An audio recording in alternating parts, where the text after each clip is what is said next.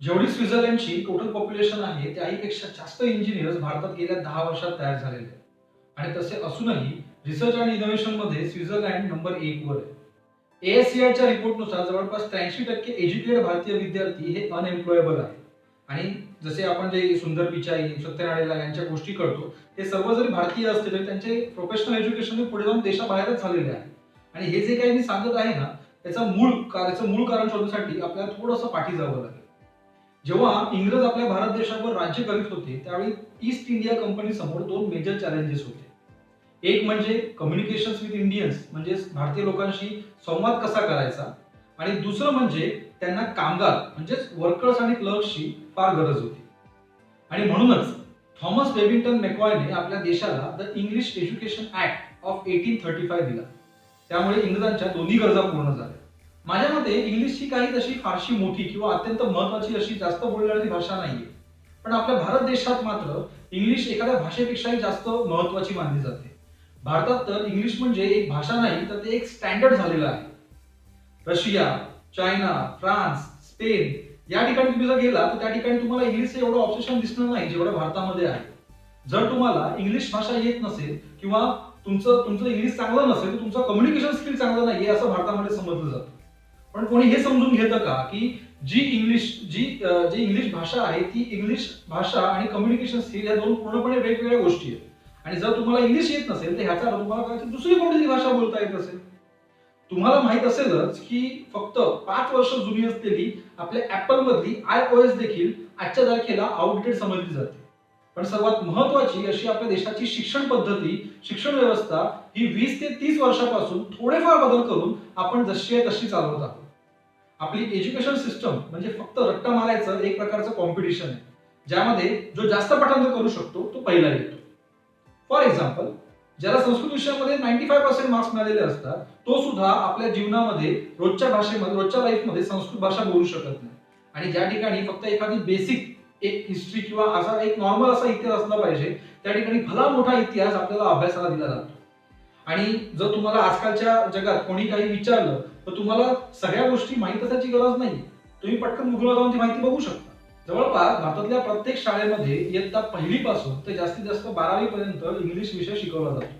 आणि तरी पण 12 वर्ष इंग्लिश विषय म्हणून शिकूनही मुलांना इंग्लिश बोलता येत नाही.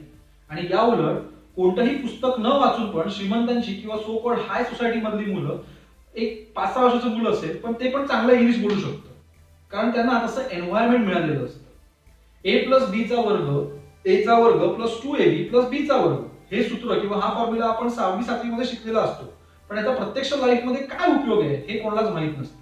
ना शिक्षक ना विद्यार्थी. बस पुस्तकात आहे ना मग शिकवत जायचं. नाही, मी म्हणजे असं म्हणत नाही की ह्या प्रॉब्लेमचा काही उपयोगच नसेल, असं नाही कदाचित. पण तुम्ही कोणाला विचारून तरी बघा, बघा तुम्हाला उत्तर मिळते का? कोणालाच माहित नसणार. हा, पण 2ab च्या ठिकाणी जर तुम्ही चुकून 3ab बोलला तर मात्र 100 लोक तुम्हाला नक्की हसतील. शाळा कॉलेजमधल्या पाठांतराच्या पद्धतीपेक्षा किंवा रट्टा मारो पद्धतीपेक्षा किंडर गार्डन मध्ये लहान मुलांना शिकवायला जी टेक्निक वापरली जाते ना ती माझ्यामध्ये सगळ्यात बेस्ट टेक्निक आहे. आणि असा एक अनुभव आहे की जी मुलं जास्त मार्क्स मिळवतात म्हणजे ते पेपरला असं लपून लपून लिहितात ना, त्या मुलांना जेव्हा ते मुलं लाईफ मध्ये ऍक्च्युअल मध्ये बाहेर पडतात तेव्हा ती मुलं ऍक्च्युअल लाईफ मध्ये खूप क्रम्बल करतात. भारतामध्ये प्रत्येकाला सेम गोष्ट आणि सेम अभ्यासक्रम शिकवला जातो. त्याची कपॅसिटी, कपॅबिलिटी, त्याची आवड ही काहीही असो. आणि क्रिएटिव्हिटीचा तर लांब लांबपर्यंत काही संबंध नसतो. तुम्ही जर वाघ, साप, हत्ती, मासा यांना एका लाईन मध्ये उभं करा आणि सांगा की झाडावर चढा, काय होईल? डेफिनेटली त्यांना आयुष्यात असं वाटेल ना की आपण कोणती गोष्ट करण्याच्या लायकीचेच नाही आहोत. तुम्ही जर इतिहासामध्ये बघितलं तर तुम्हाला दिसून येईल की आपले द्रोणाचार्य म्हणजे आपल्या महाभारतातले पांडवांचे गुरु, त्यांनी सुद्धा 5ही पांडवांना प्रत्येकाच्या स्किल सेट नुसार विद्या शिकवली होती. आणि कसं आहे की आपल्या भारतातल्या सध्याच्या एज्युकेशन सिस्टम मध्ये ना जास्त ऑप्शन पण नाहीये. सगळ्यात महत्वाचं म्हणजे सगळ्यात वर असं आहे ते म्हणजे सायन्स, त्यानंतर कॉमर्स आणि सगळ्यात शेवटी जाऊन कुठेतरी आर्ट्सचा नंबर येतो. आणि जो आर्ट्स घेतो ना त्याला तर असं वाटतं की म्हणजे लोक अशी ट्रीट करतात की तो काही कामाचाच नाही. कारण प्रत्येक आई वडिलांना असं वाटतं की आपला मुलगा एक डॉक्टर व्हावा, इंजिनियर व्हावा किंवा सीए बनावा. आणि लहानपणापासूनच हे ट्रेनिंग सुरू झालेलं असतं.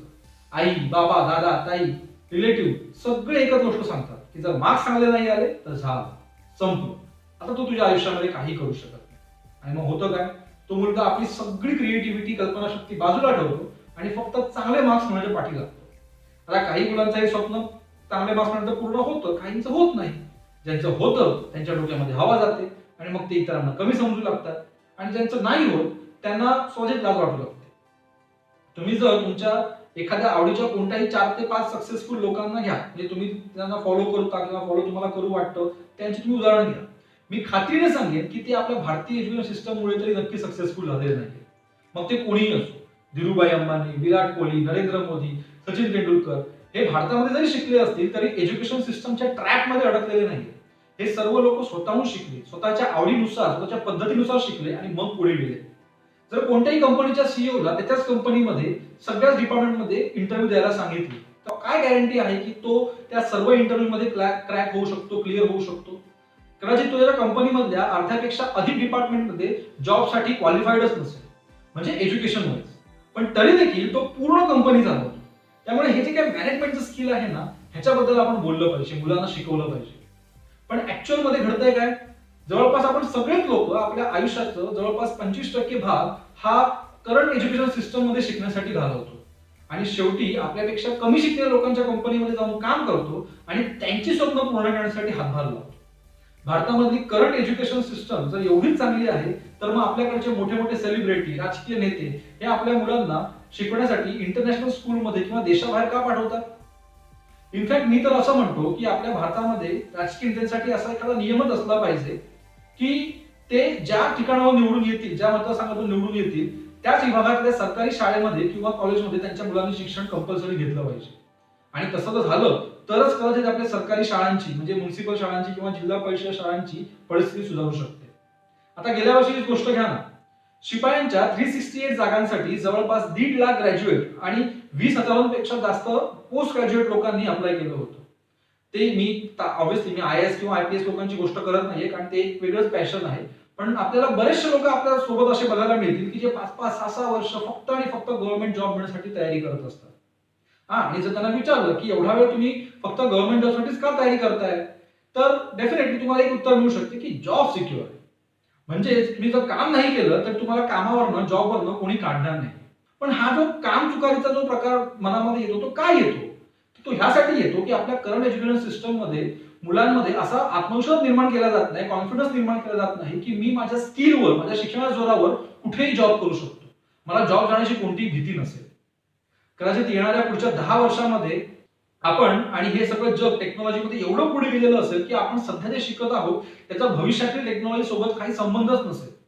Cloud computing, SEO, data marketing, data scientist हे जॉब आधी कुठे होते, पण आता आहेत. त्यामुळे आपल्याला या करंट एज्युकेशन सिस्टम मध्ये शिकता शिकता अजून थोडंसं क्रिएटिव्ह कसं होतं हे बघितलं पाहिजे.